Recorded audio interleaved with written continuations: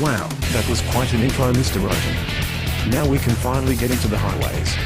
We'll start with geography again. The geography of Europe divides pretty nicely into 3 zones.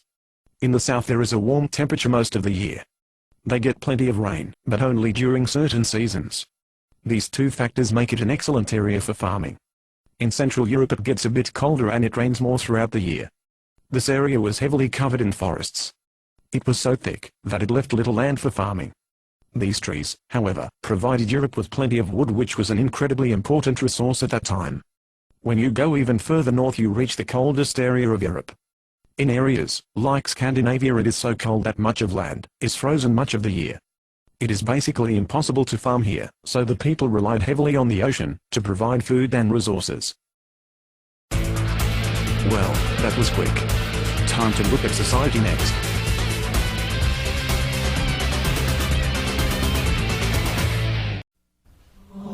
Dark Ages society was dominated by the Christian Church. You can see how important it was just by looking at these buildings. These weren't little huts like the houses. It is almost impossible for us to understand how influential the church really was at the time. Almost everything people did, believed or thought was based on the church. Sometimes people will ask me, well, what if they just didn't go to church? The answer is that wasn't even an option really. Everyone went and nobody questioned it. To the people of the time heaven and hell were very real. They had no doubt in their mind that when they died they'd go to one or the other. The church taught that the only way to heaven was to do what the church commanded. So, if the church told people to do something they just did it. They didn't doubt, didn't question. The people didn't read the Bible on their own, so they just took the church's word, no matter what.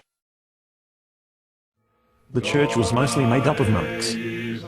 Monks didn't really hit themselves like this, well, I guess some did.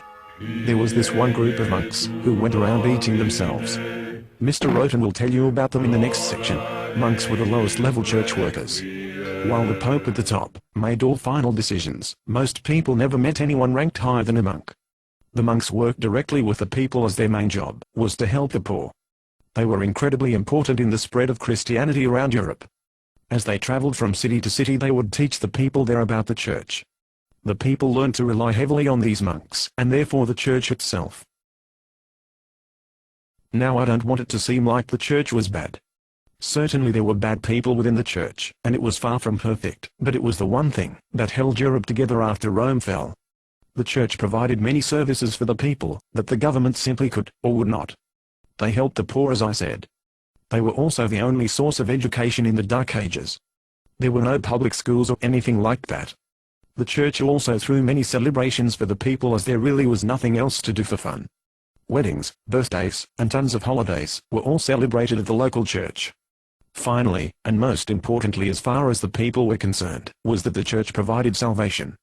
This idea will be challenged later as we'll see, but during the Middle Ages the church said they were the only way to heaven and people believed it. As we continue to discuss the church there are 3 words you need to understand clearly.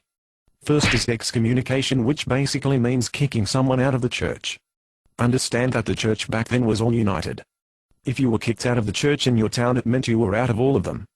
This was a terrible thing for anyone as it meant they couldn't go to heaven. This was a punishment worse than death. The second word is salvation, which is defined as removing the penalties of sin. Christianity teaches that you must have salvation to reach heaven.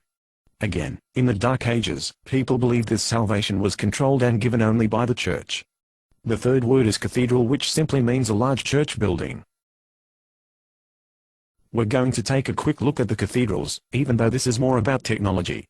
Still, the amazing size and methods of building these cathedrals shows how important they were to society.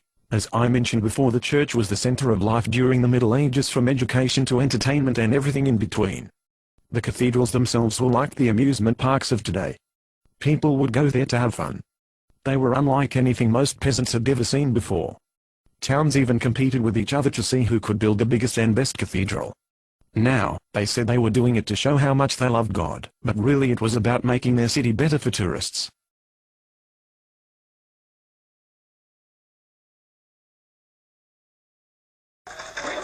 Soon the town was abuzz with activity. Rubble was cleared from the area of the old church, workshops were set up, even a few old houses were moved. Master Guillaume immediately set to work laying out the site. The floor plan, Your Grace, will naturally be in the shape of the cross. At the head, and facing east, the choir area, and 5 chapels where the faithful may pray for the souls of their forebears. And their quick deliverance from the flames of purgatory. A wide ambulatory around the choir meets the side aisles to provide easy movement, even during crowded services. The crypt of the old cathedral remains intact beneath the floor. The transept will have elegant, sculpted doorways on both north and south sides. One altar will be here, and another at the crossing for Holy Day services. Your nave will easily hold the thousands who will come on such occasions. And what they will see is a building of unmatched beauty, a single, unified expression of God's hand in nature. I'm sure the Blessed Virgin will be pleased and impressed. The nave and choir will rise nearly twice as high as those of the old cathedral, with a vaulted ceiling of stone, not wood. That should lessen the danger of fire. This new building style allows the walls to contain vast expanses of glass, letting in the light of divine essence. Your Grace finds so inspiring.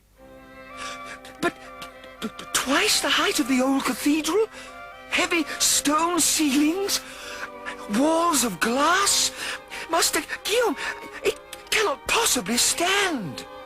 Oh, it will stand. And as we build it, you will see how. This new style of building must truly be inspired by God. As are all things pure. These cathedrals were absolutely enormous. I mean, they kind of had to be, to fit the entire village in them for Sunday services, but still, they were huge. They used special building techniques to keep the weight of the wall